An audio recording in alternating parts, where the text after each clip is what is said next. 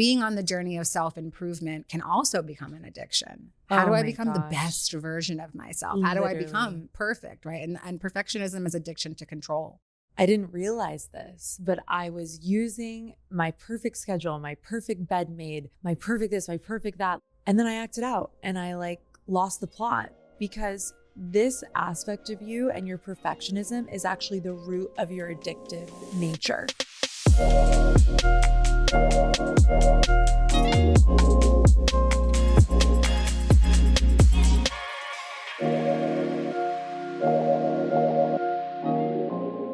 Hello, my love. Thank you so much for tuning into the podcast here on YouTube. I am going to ask you to take just a moment before enjoying this episode and go and hit the subscribe button. It not only helps the show, but it helps the channel. And I only want to continue to bring you incredible content and beautiful video content here on the YouTube. So just take a moment before enjoying the episode and hit subscribe. Thank you. My loves, you are in for such a treat today. So very, very simply, I'm not really someone where if I met a celebrity, I would really have a freak out moment or a fangirl moment. My guest today is literally a fangirl moment for me. Betty Guadagno is an NDE survivor. I found her in a random YouTube video a couple years ago, and I have literally listened to her near-death experience probably about 15 to 20 times. And every time I listen to it, I feel like for me, it's my soul reminding me why I'm here, why we all go through so much struggle and intensity. And I know that all of you angels in this community were very service oriented and very, very soulful. And Betty's wisdom, her humor, it's just such an absolute honor to get to have her on the show. I was a little nervous, which is really funny. You babes don't really see me get like that very often, but I did my best just to keep the plot, ask really powerful questions, and also just allow Betty to share her journey and her wisdom, both with her NDE and her journey in recovery. So I hope you enjoy this episode. I love you guys so much. I'll see you inside. Betty, I am so honored to have you here. Thank you for coming on NB the Pod. I'm so excited. Any excuse to come to LA, I'm totally here. I know you traveled from probably very freezing New York. Yes. I'm an absolute baby with cold weather because I'm from the desert. So you're welcome. We have an 80-degree day for you today. It is very, very nice. No gross, sludgy, dirty snow all around. It's beautiful. I don't know how you do it, but honestly, babe, so okay, I'm going to just give a little backstory really quickly. I know I shared this with you, but just for my girlies. So my YouTube algorithm is bar none one of the best. It is we've got a little bit of business advice, but it's mostly literally NDEs and just a lot of different unique, fascinating spiritual topics. I don't know where I first found you, but there must have been a good hook on that caption. And it was you were in your apartment because I've seen you film in there quite a few times. And it was just you talking to camera and sharing your near-death experience. I remember hearing you and feeling like I was having some kind of spiritual awakening just listening to you.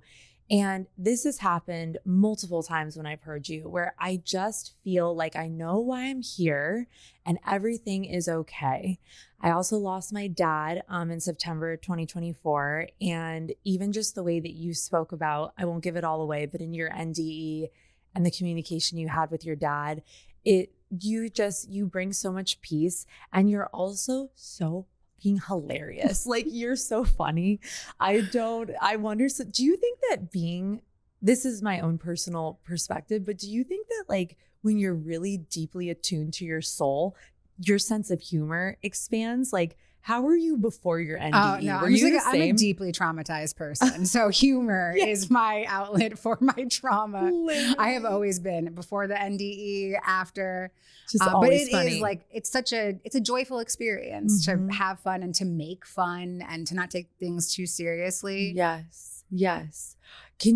Okay, I do want to start here because I literally, before we started recording, I was like, Betty, have you told your NDE a trillion times? I was like, will you please tell it 1,000,000,001? So whatever succinct version you want to give us, But can you also, as you're going into your NDE, can you like talk to us a little bit about what an NDE is for anyone who maybe doesn't know? Yeah, absolutely. So an NDE stands for near death experience. And there's a whole umbrella of these mystical and spiritual experiences. People have outer body experiences. They have plant medicine experiences. They do astral travel while they're sleeping. There's and spiritually transformative experiences, after death communication. It all kind of falls under this big umbrella of mysticism. So I had what I call a near-death-like experience because I hit all the markers of a near-death experience, but I wasn't ever pronounced clinically dead because I just overdosed on my bathroom floor. So there was no doctor running to help me or be like, this girl is dead. Yeah. So for me, before my NDE, I was a drug addict. I was a prostitute. I was experiencing homelessness. I was a traumatized person. My parents had both committed suicide in my early 20s. They were both drug addicts as well. And my life was just a big perpetual cycle of addiction and poverty and trauma and abuse. And then I became the abuser in people's storylines. I caused a lot of harm because I was a hurt person who was hurting other people. I just wanted everybody to hurt as deeply and badly as I was hurting. And my life, it just felt so unfair. I felt so victimized by everything. And so at some point in my life, around after my parents died, I was like, I'm going to go full force into addiction. I'm going to use for them because they can't use drugs anymore because, they're dead. And it was just this really warped view of life. And in that moment, I also decided that I was never going to be a victim again. I was never going to let the world victimize me. I would be the perpetrator because I didn't even know that there's other roles to play. I didn't even know you could just be a good person. I thought it was just victim and abuser. So my life just went on in total chaos for years and years and years. And then I've been I was in active addiction for 20 years. Wow. And in 2019, I experienced this drug overdose. Not my first drug overdose, but the most profound. And I had a near-death-like experience as a result of it. And in my near-death experience, I experienced a life review. And it was hell. It actually felt like I was in hell because, like I said, I had caused a lot of harm to other people. So I was just experiencing all the pain that I had caused all of these other people. And there was nothing good to show from my life at that point. And when I had my near-death experience, I was an atheist, a militant, staunch atheist. And so I thought nothing happens when you die. But then in my experience, I was like, oh, you actually go to hell when you're a bad person. This sucks. I was wrong. But it wasn't that. It wasn't that I was in hell. It was that I was experiencing what I had done to other people. It was just truth. I was just living in unfiltered truth. And then I started to hear my dad's voice, and he was chanting to me, you are worthy of all the love in the universe. You are worthy of all the love in the universe. And I didn't believe him, but I trusted his voice. And so I started to follow it. And that's when I landed in the light. I landed in what I would describe as heaven. And it felt like a trillion orgasms on top of every one of the trillions of cells inside of your body. Wow. It felt like the most intense ecstasy, bliss, joy, peace, serenity, reunion. And so it was much different than what I was just experiencing in this life review, where I thought I was trapped in hell and now I'm in the light and I'm like, wow, okay, things are real different here and I like them a lot and I want to stay here. I really like this a lot. And while I was in that space, I was shown that I had actually designed my whole life before I came to Earth, that I had designed my addiction. I had picked my parents. We picked each other. I picked all the spouses I was going to have in my life, my friends, my members of my family. All of my major life adversities I had chosen. And the way that it came through in my experience was I was shopping in a spiritual supermarket with this big empty grocery cart, and lining the walls of the grocery store aisles were these gigantic cereal boxes. And every cereal box had a life experience on it. And so I'm like this hungry little soul. I can't wait to go to Earth and go experience duality. It's going to be so great. And so I just start grabbing all this cereal. I need all the food that I could possibly get. And the boxes that I was grabbing were addiction and poverty and prostitution. And I also picked boxes like recovery and spiritual awakening and being a teacher, but those things hadn't happened in my life yet. So while I was seeing this scene play out, I was like, okay, well, that's obviously wrong. And there was this one moment that I do like to share about, because I've experienced a lot of different kinds of sexual trauma in my life. The first experience being when I was a small child, and then all throughout my life, lots of experiences, and then me becoming a person who traumatized people sexually as well. So I see the moment that I pick this box, and the box says childhood sexual trauma, and it goes into the cart. And as it does, a little orb of light comes out with the box. And the orb of light was the soul of the man that molested me when I was a small kid. And we came orb to orb with each other, and we made a contract, a soul contract with each other, that we were going to play these roles for each other. And I could tell in that space that we loved each other so much, like in this infinite, eternal way. And again, like my human mind cannot comprehend this. Like, if you love someone in an eternal way, why would you do this to them? And I don't have some great, carefully constructed sentence to explain the cosmos to you, but I just know. I know that I did, and I know that it was for the evolvement of myself. It was to balance. In a previous lifetime, I had been his abuser in the same way. And we just play these roles back and forth with each other to experience different things. And so in my spiritual experience, all of the chains of victimization were broken off of me. And I was just able to feel like, wow, like there's some science to this. Like, there's some math to what Earth is. But I also didn't realize that it was a real experience. When I came back from my experience, I just thought that it was drug-induced psychosis, because all I knew was that I took a bunch of drugs, and then I thought I was talking to God, and I thought I planned my life. Can you tell us a little more about what happened and how you found yourself in recovery? Yeah. So after my experience, I just went on doing the same thing that I had always done. I had never heard of a near-death experience. I had never heard of a spiritual awakening. And so I just went back to prostituting myself, using drugs, finding people to use and manipulate and steal from. And then my world started to get very small. And all of my drug dealers simultaneously on the exact same day decided to change their lives and stop selling drugs. Like 10 different guys who didn't know each other. Oh. And my one main dealer, I had talked to him every day for 10 years. This is not an over-exaggeration, because I never had enough money to buy for a couple of days. I was just always buying for the day. And I called him and I was like, hey man, where are you? I want to pick up. And he was like, listen, don't ever call me again. I'm out of the game. I found Jesus. I want to be a good father. Click. And he blocked me. And I was like, whoa, 10 years. Like, what just happened? And I was like, all right, whatever. That's weird, but I'm just going to move on to the next guy. And I call up the next guy, and he said the exact same thing to me, but these guys didn't know each other. It was crazy. I'm like, where has Jesus been hiding? How are all of these men finding Jesus? This is crazy. And then I found myself on a train, and I had no destination, but I was very broken and very lost and very confused. And the whole train car was empty, which is very bizarre in New York City, because 9 million people live there. And when the train doors opened at a stop, a man stepped inside, and he sat directly across from me, even though the whole train car was empty. And around his neck was this big blinged out emblem for a 12-step fellowship. And I heard this voice in my head, and it said, that's your path, follow him to a meeting. And so I asked this stranger on the train if he happened to be going to a meeting. And guess what? He was on his way to one, and he took me with him. And that was the beginning of my recovery journey. I was about 2 months after my near-death experience. So just 2 months of chaos and confusion, and the universe keep trying to yell in my face, and I just keep ignoring it. And so they told me at the meeting that I had to keep making meetings, that I used drugs every day. And so now I'd have to make meetings every day. So I went to another meeting the next day, a women's meeting. And when I stepped into the room, I didn't look the way that I look now. I was super skinny. My skin was gray. My eyes were dead and hollow. I had these huge holes all over my face and my arms, because every time that I got high, I thought that bugs lived inside me. And so I would cut myself open with razor blades and burn myself with torches trying to get the bugs out of my skin. I was missing most of my teeth. These are paid for.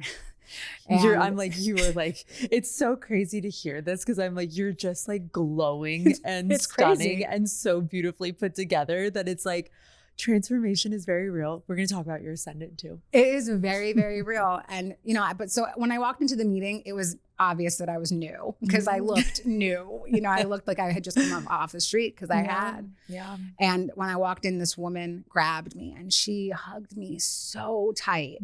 And she whispered in my ear and she said, you are worthy of all the love in the universe. You are worthy of all the love in the universe.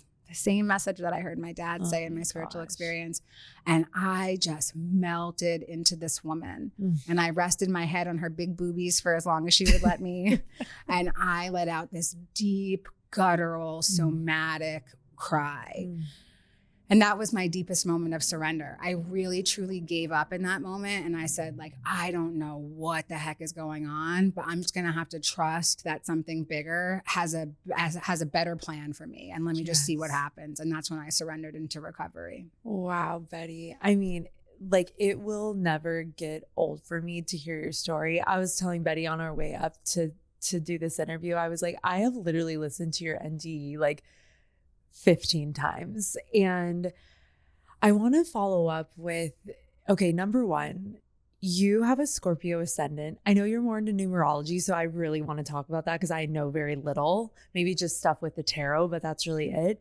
But it's really fascinating to me that you have had this experience.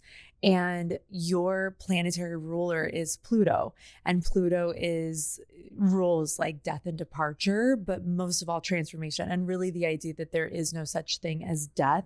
Everything is like transmutation from one state to another, but also in the lower expression, it's everything that you talked about, like being the perpetrator in someone else's story and what I would imagine is a lot of power dynamics and just how do I survive day to day and just having this insatiable hole never being able to be filled. And I've always seen, as someone who's also gone through addiction in my life, it's like that's what addiction has always felt like to me. It's just like it's this hole that just can never be filled. Yeah. So you're Sag. Yes. What do you know about that? That I'm a philosopher. Not when my arrow shoots, it goes. And you have a Libra moon. Yes. So Okay. balance, scales. Justice. Yes. And then the Scorpio. Also, even like how we physically present is our ascendant. So it's like you have like the scorpionic. But let me ask you, Scorpio. sexual. Yeah. Sex. We walked up, we were like, you look sexy. This is giving Scorpio. But I think my question for you is like, when you started to step into recovery, if you're standing at the edge of a major life, money, or business transition, and you know the next chapter requires a different level of support, this may be your moment to work with me one-to-one. There are 2 ways to do that. The first is my year-long total life transformation mentorship, a deeply supported journey where we work on your money, your vitality, and your visibility so the growth you create is embodied and sustainable. The second is my signature one-to-one money and business mentoring, focused strategic support to help you stabilize, grow, and lead your finances and business with clarity and confidence. Both are for women who value refinement and are ready to build a life and business with intention, time spaciousness, and depth. If you feel the call to work with me one-to-one, the application is waiting for you in the show notes. Like, how long did this process take for you to move out of like 20 years of addiction and like deep addiction and really start to be like, okay, there's a new life that's possible for me? And obviously having this highly spiritual experience was, I would imagine, a catalyst. But what was that process like for you? And how long did it take you to really get to the other side of what you'd been experiencing? Yeah, I went into long-term treatment and I stayed inpatient for 1.5 years. So I was very sheltered off from the world. I was forced to feel my feelings. Yeah. And for the first 4 months of recovery, I thought that I was going to die just from feeling feelings. It wasn't like I was physically sick or that anything was attacking me or hurting me. It was like this tsunami of grief that was waiting to greet me when I finally let go of substances, because that grief was still there. I was just medicating and sedating it. And so when I let go, it was like every emotion, confusion, embarrassment, like, oh my God, did I actually do that? Is that a real memory of mine? That came in for months and months. When I left treatment, while I was in treatment, I started to build a foundation in my life. I didn't know anything about spirituality. I didn't have access to a cell phone or the internet for the 1.5 years that I was in treatment. So I had to like read books. I was like a caveman. That's totally very archaic. sad, though. I need you to know that. So I started reading and I just like was devouring. I had this insatiable thirst for knowledge. I had never used my mind before. And the awakening really helped me open up new parts of my mind. And I just wanted to learn as much as I could about spirit and different techniques to heal. And so I started studying A Course in Miracles. And which, if you don't know what that is, it's a metaphysical text. It's a channeled message. They say that it's channeled from Jesus. And you could tell that it's not written from a human perspective. It's like very challenging to read. It kind of reads like stereo instructions. I'm like, where is my, I thought it was a handbook for the recently deceased when I first started. I was like, where's my caseworker Juno to help me figure this out? But that book really gave me some insight that I could live whatever kind of life it is that I wanted to. And I would say that for the first 4 months of recovery, I was a total disaster. And then somewhere between 4 months and 9 months, I started to see a little glimmer of hope. Between 9 months and a year, I was like, I think I know what I want to do with my life. I want to help other people. And then after the year, I was like, I just want to build. I want to build and I want to really I want to be of service. That's always been my goal ever since I had my awakening. Like, I want to serve other people. There's an aspect of your NDE that I want to talk about around like pre-birth planning. Yeah. That I think I rewound and like listened to that part a couple of times of just like, I want you to say it, but just where your guides or God was like, you're like, I'm not going back. This place is, you don't tell us how fucked up that place is. Tell us about that moment where they gave you the options of just like, you're going back, but here's sort of like, here's what you can do. Yeah. So when I was in outer space, when I was in heaven, my team there, they said that I had to go back, that I was only in that space for information and that I would be returning. And I was refusing, complete refusal. No effing way. I will not go back there. That place is a dumpster fire. Nobody told me what I was going to be going into. And they were like laughing at me. They were like, you say this every time you come back. You go to Earth literally all the time. You love it there. You just aren't loving it right now because you haven't flipped the page. You haven't went into the new chapter. And they told me that if I didn't go back into this body that I was coming from, that I would be reborn into a baby and that she was going to have to take on my whole life experience cart that had already been picked out because it hadn't been finished. And I was like, oh man, these are really bad options. If these are really my only options, I'm going to go back into the body that I came from.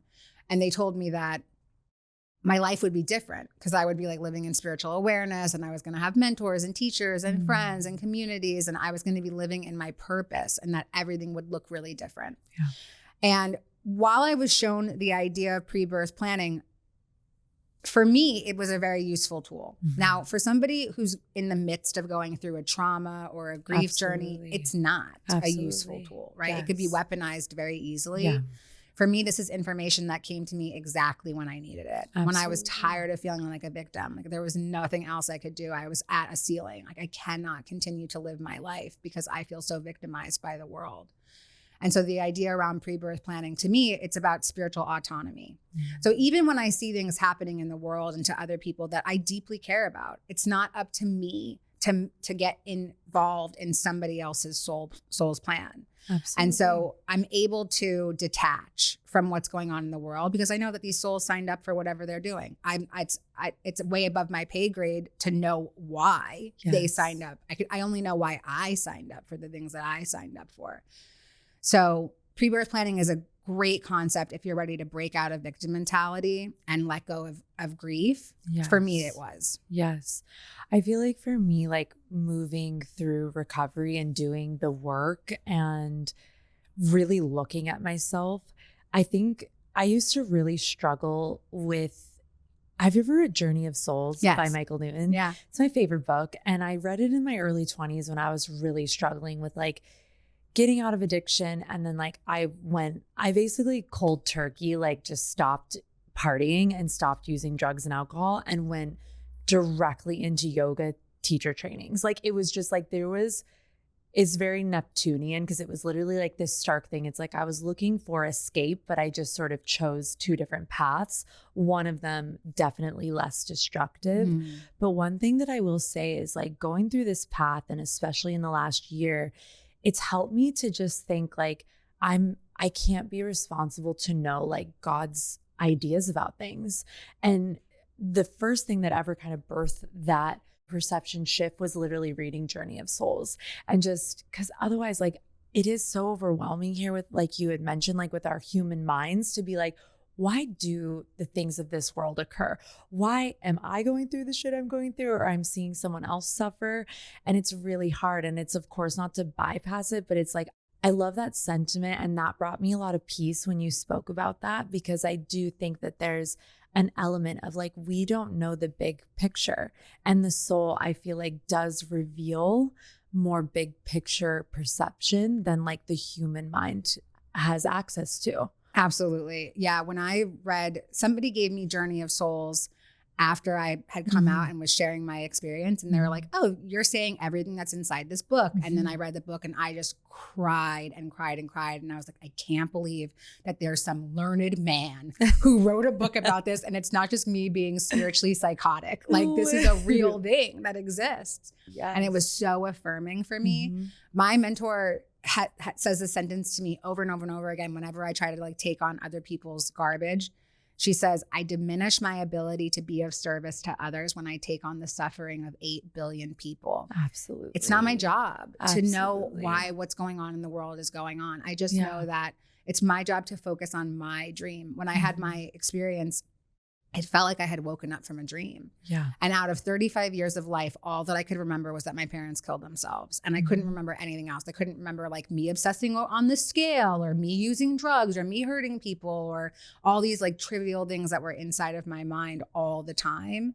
And so the same way when I have a sleeping dream, I'm only focused on my reality. I don't know who the president is. I don't know what wars are going on. I'm inside of my dream and I'm only focused on my stuff. And I don't think that it's any different inside the waking dream that we're inside of.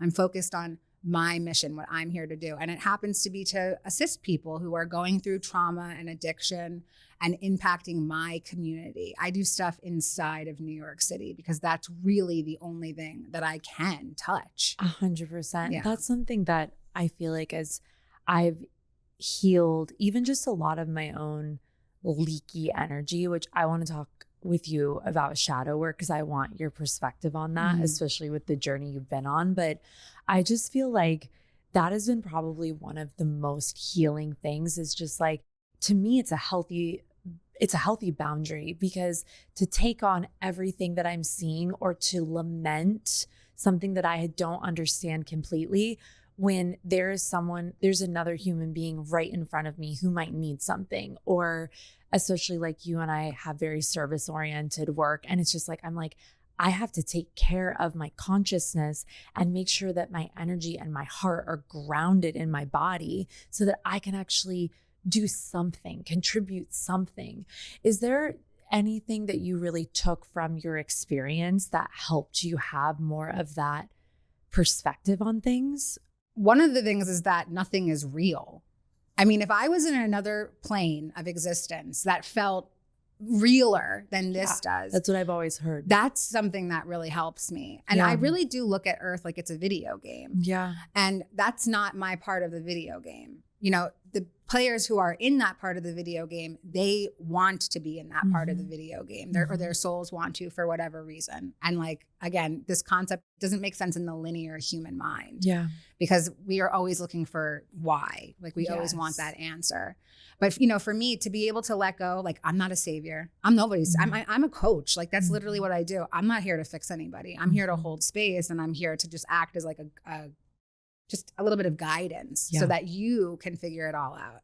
And as far as shadow work goes, that's been one of the main tools to let go of that savior, rescuer mentality, or even just that huge sense of injustice that can so easily be triggered by things that are out of our control. So for me, shadow work is definitely the number one tool.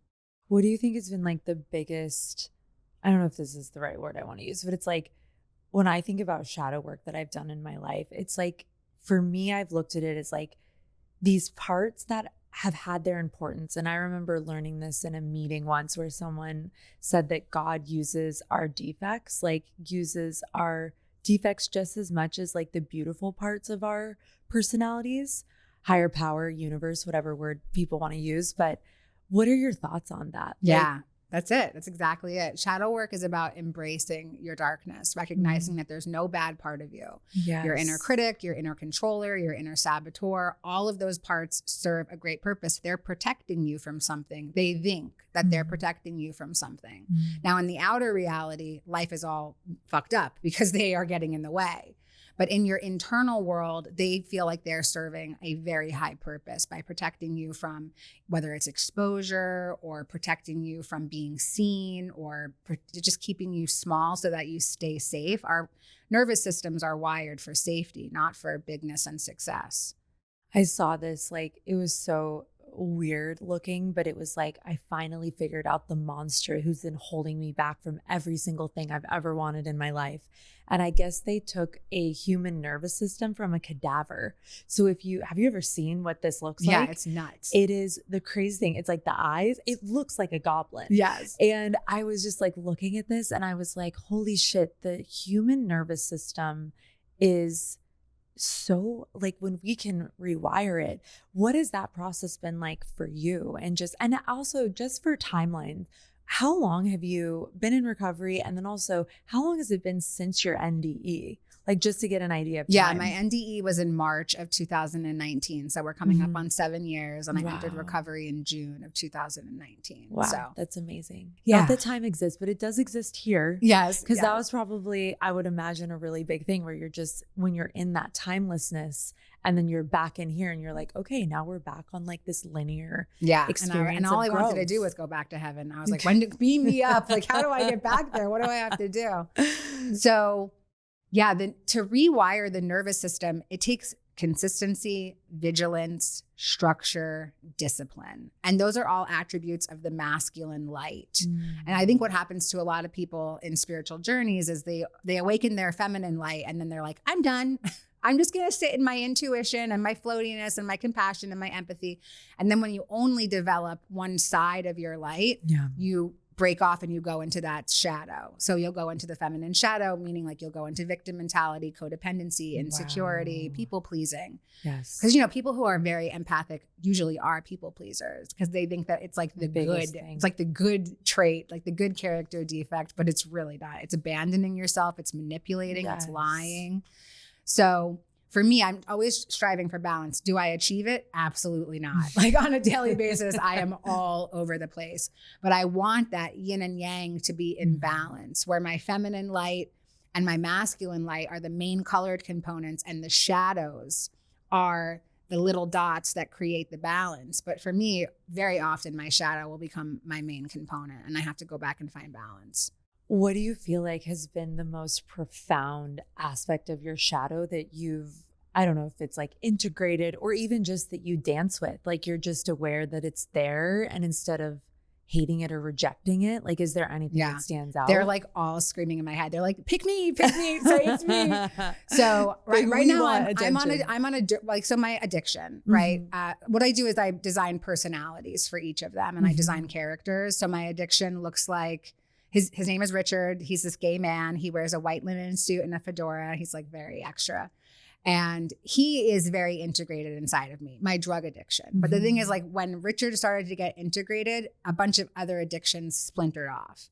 And so my eating disorders came to the surface and they were always there. I just wasn't aware of them because I was so sedated from the drugs. And technology addiction is a big one. Control. And my wounded inner child. So my wounded inner child is an integrated part of me. Now she's like this healed inner child. She's a little rock star. She was just like dancing in the car on the way over here, having so much fun driving. And that was a very long journey. Every day for 2 years, I would go into a room inside my mind and I would knock on the door and I would see if my inner child was willing to talk to me. And she was feral, like hair, just a big, huge knot on top of her head. Her leggings had holes in them. She was all bruised and dirty. And every time I would go into the room, she would just hiss at me and try to scratch my face and I would just leave. And I did it every single day for 2 years. And then one day I went into the room and she was willing to look at me. and she gave me her hand, and she was just like ready to start doing and collaborating with each other. And so now I'm with my inner child every day. Like I used to actually carry her on my hip like a weirdo. I'd be like walking around the street like just with my arm out. Love New York though, because you can really do whatever. Yeah, they'll be like, yeah, it's fine. It's so totally true. It's so true. You can do anything that you want. Was this in meditation? Like where would you meet No, her? I do all of this just like the same way that you and Yep. I are just sitting here. It's the same thing. Yep. I'm not really good at getting still because I live in New York and like we're always moving.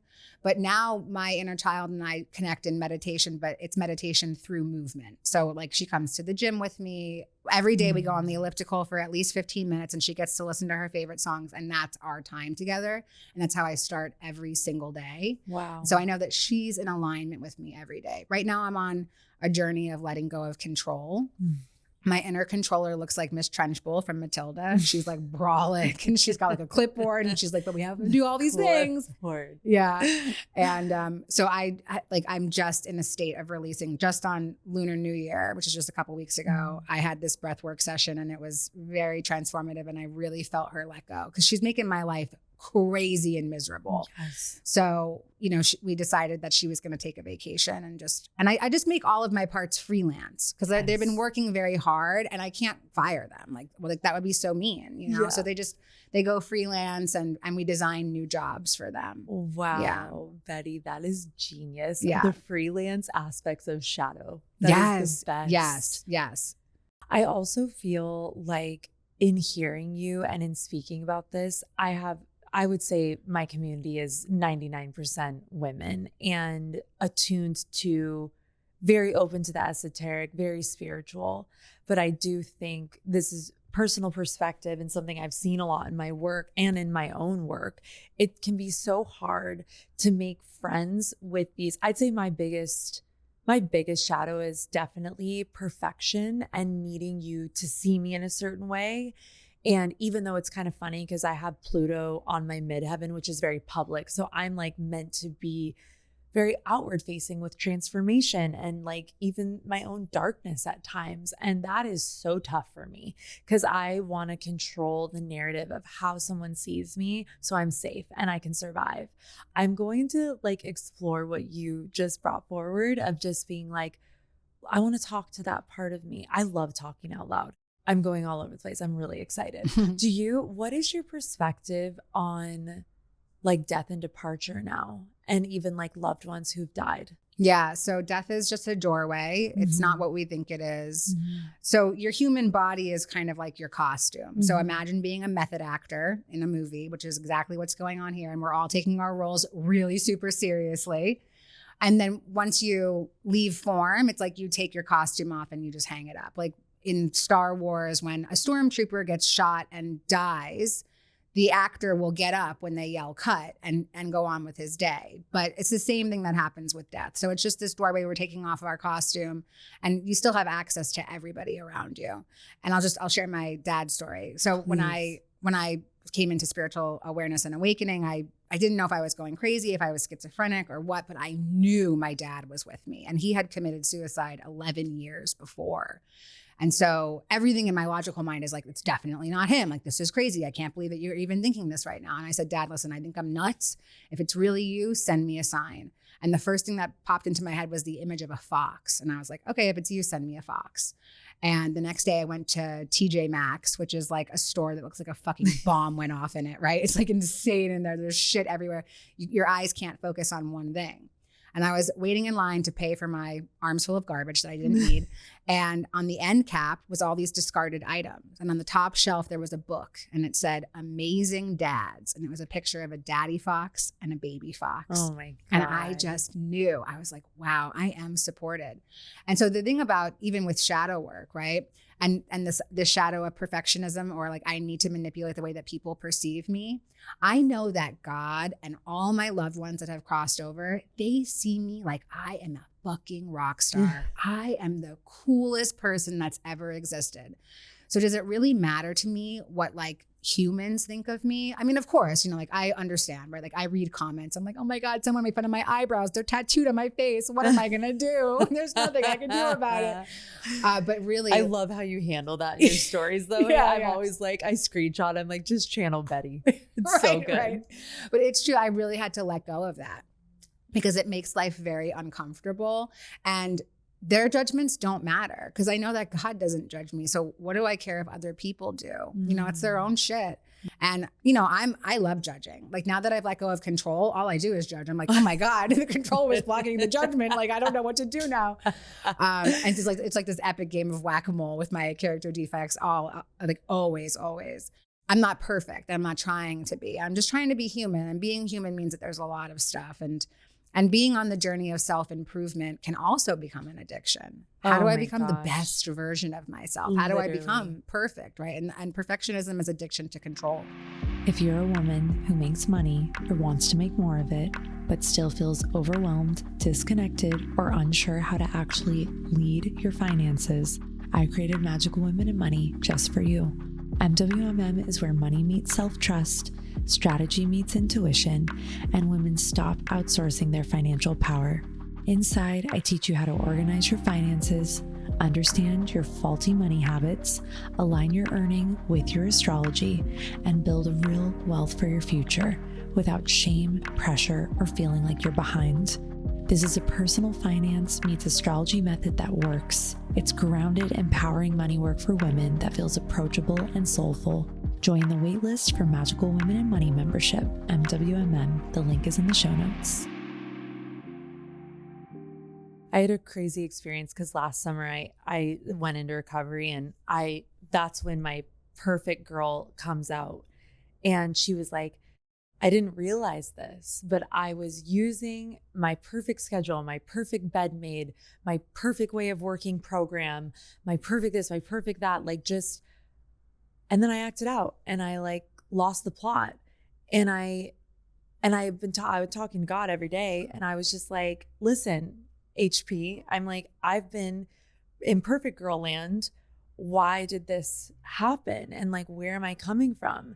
And the awareness was just right there. And it was like, because this aspect of you and your perfectionism is actually the root of your addictive nature. But I will say just like that aspect of just like the obsession with perfectionism, I didn't realize that that was the rotten root under so much of my behavior and just trying to get away from myself and mostly get away from my really deep, intense feelings. Because I got divorced last year. I lost my dad just before that.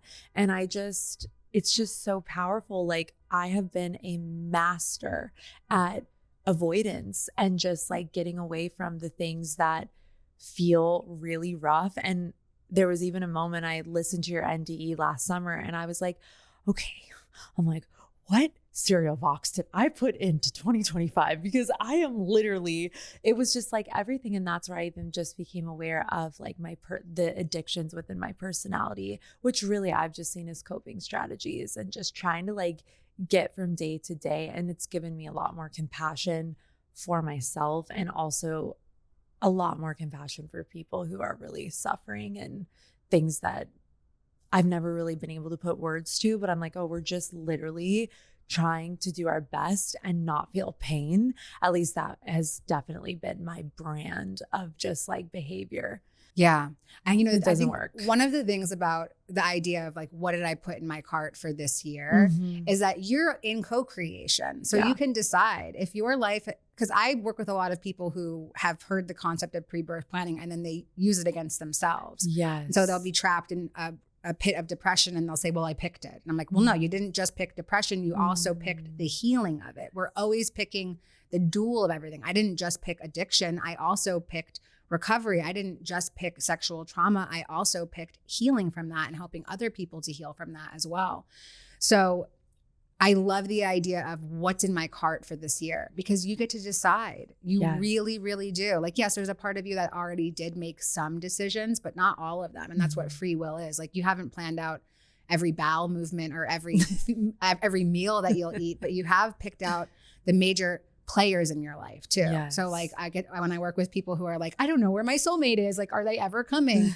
And I'm like, hey, just calm down. Like, you guys already chose each other. Just be prepared for when they come, because they are coming. You cannot fuck up what's meant for you. There's no way to mess up what's meant for you. I think the greatest gift for me of the last year and being in recovery has literally been just like, oh yeah, God's got me. Yes. Higher power, universal, divine intelligence.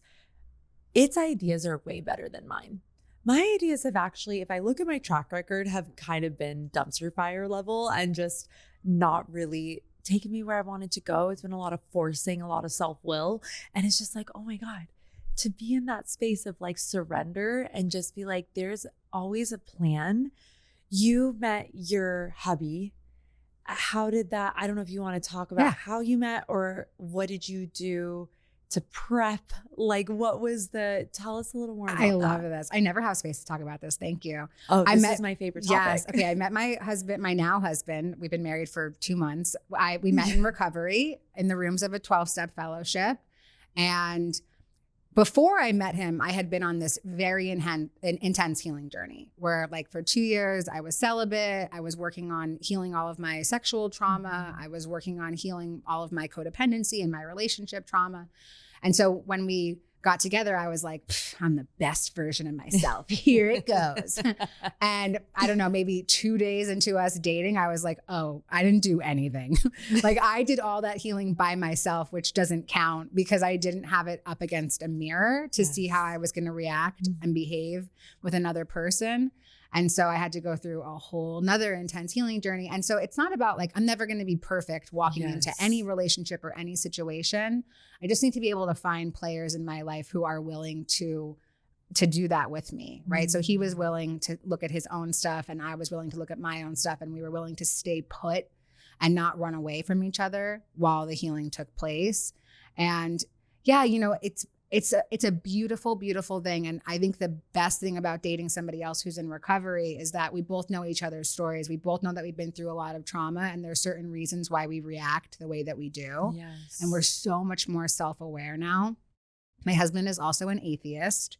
So for any spiritual girls out there who are like, I can only date a spiritually awoken man, it's not that he's not awoken, it's just in a different way. Yeah. And he's very grounding in my human experience. All of my friends are super spiritual. All we do is talk about spirit and manifesting and all the cool healing stuff. I would love to be in your life and be like, let's just have a chat. Like, you'd be like, there's like an oracular nature to you. I'd be like, oh, we're just having I'm a matcha drinker. You coffee, matcha? No, caffeine free. I have like I have no caffeine, no sugar, no herbal drugs. tea. Yeah. But like, honestly, that would just be so fun. So anyhow, just wanted to interject. Yeah, that. If I lived in New York, I'd be like, Betty, we're having an herbal tea and I want to hear your thoughts on XYZ. Thank you. We're having an artisan water and what's happening.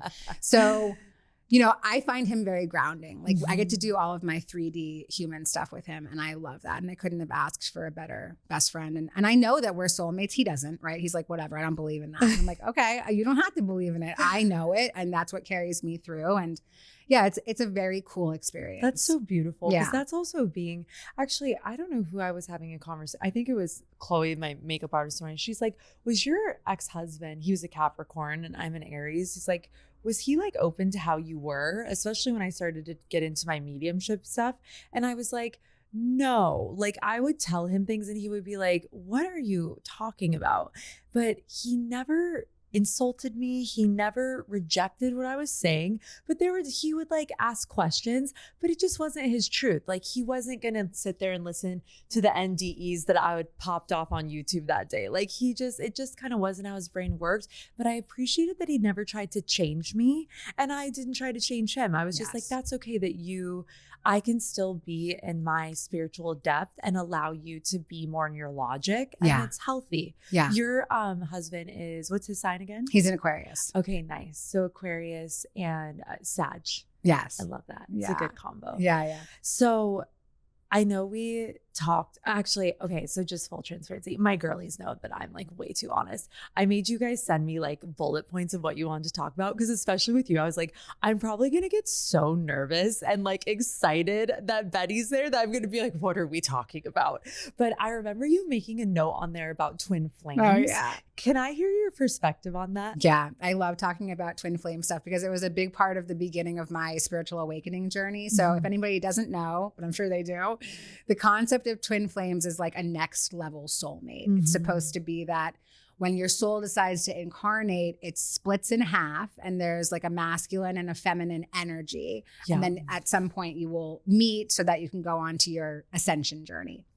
So I thought that I had met this man and I didn't know anything about twin flames yet because I was still really racked in addiction, but he was just like me. He was like the same, like he was just like me. He was reckless, partier, like just out of his mind. And I was like, this guy and me, we're going to die together. It's going to be great. And after like a couple days on a bender, separated ways. But I became obsessed with him. And then I found this information about twin flames. And so I immediately assigned the role to him. I was he is my twin flame and I will get him back. And I had become so obsessed with the idea of this that I broke into this man's house. Oh yeah. I broke into his house. Wow. Like him and his girlfriend. This was an active addiction. This was an active addiction, yeah. I'm like, this was not a year ago. This was like in between when the awakening happened and then when I went to recovery. Yes. And I was psycho. And I like broke into this guy's house and I was like, we have a past life in Atlantis and we're supposed to be together. And his girlfriend staring at me like, bitch, get the fuck out of my house. Like calling the police on me. It was insane. But I had educated myself so much about the idea of twin flames, right? And there was something there, like that man was a catalyst to my recovery journey, obviously, right? Because anyway, it was like a whole thing. Yeah. I'm like, Betty, I love this. I've never heard you talk about this. Oh yeah, no, it's a really good one. I've made videos about it. There was something cosmic about it. Yes. Like when I have this one brown speck in my eye. I have bright blue eyes. I have one brown speck underneath my iris. And when I looked into his eyes, he had the exact same brown speck, but in the mirrored eye. So it's my right eye, his left eye, same spot, same speck. And I was like, this is a mirror. But to me, I thought that it was the ultimate and only mirror. Yes. And so everything that I was doing was just wrapped around, I need to get this man into my life. Mind you, I don't even know this guy. I knew him for like 3 days and like we were smoking meth together. Like not a great couple. You know what I mean? Like this is not a power couple. And so through the journey of integration, I realized that it's not another person. Yeah. But that's what society will trap you into thinking, that there's somebody who completes you. You're complete. It's about your own internal energy. And so as I balanced my own divine masculine energy, I started to get healthy masculine reflections back into my life. Yes. So it wasn't like I need to fix him or like he needs to do this work. It was like me, I need to do this work. Yes. And so that's what I've been doing ever since, is just balancing my own energy so that my reflections around me, this includes my friendships as well, so that they reflect healthy interdependentness back to me. I mean, I feel like for me, one magnificent, I like to call it like a God shot that's happened for me in the last year is actually healing. I didn't realize a lot of my past friendships were very codependent and enmeshment dynamics. Just didn't realize that. And I think my mom and I have we've done a whole lot of work. Me and Paula B. She listens to all of these, so she'll love to hear this. But I mean, it is fascinating how when you have these cataclysmic kind of relationships or interactions, how they can set into motion.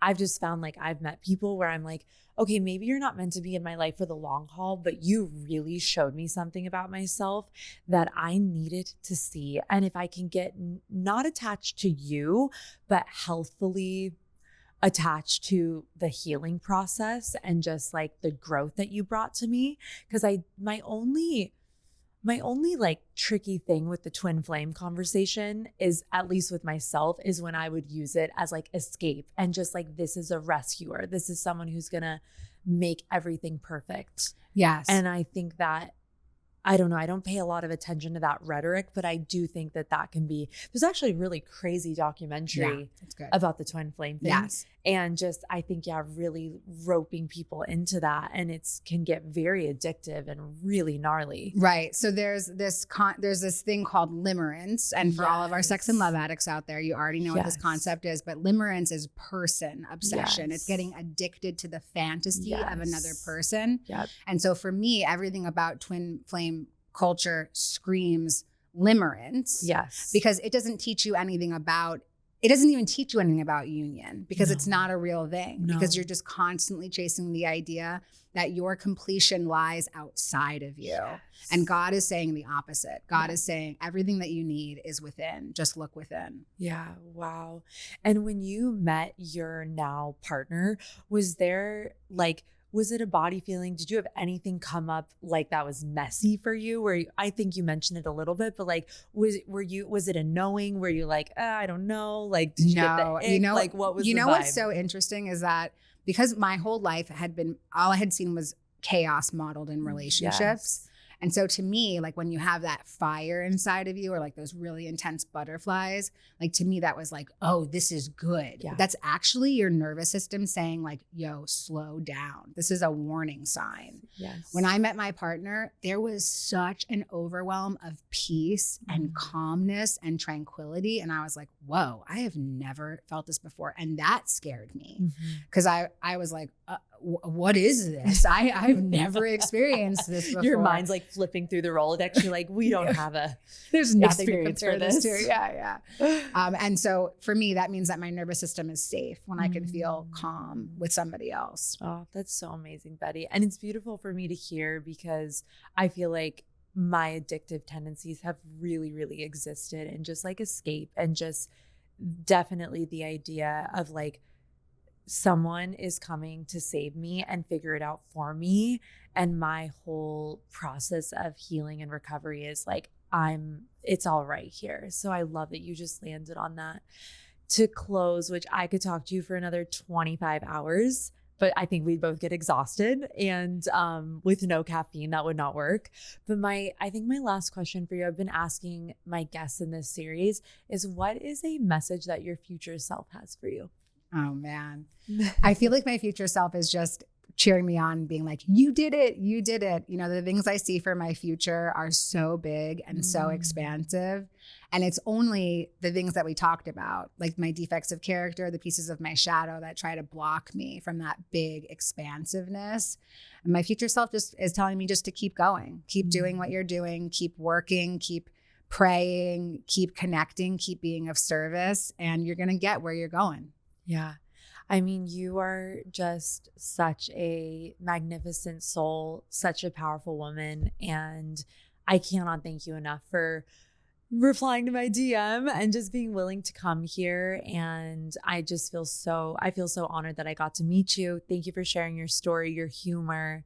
And this has just been such a gift. So thank you so much, Betty. Thank you. Thank you.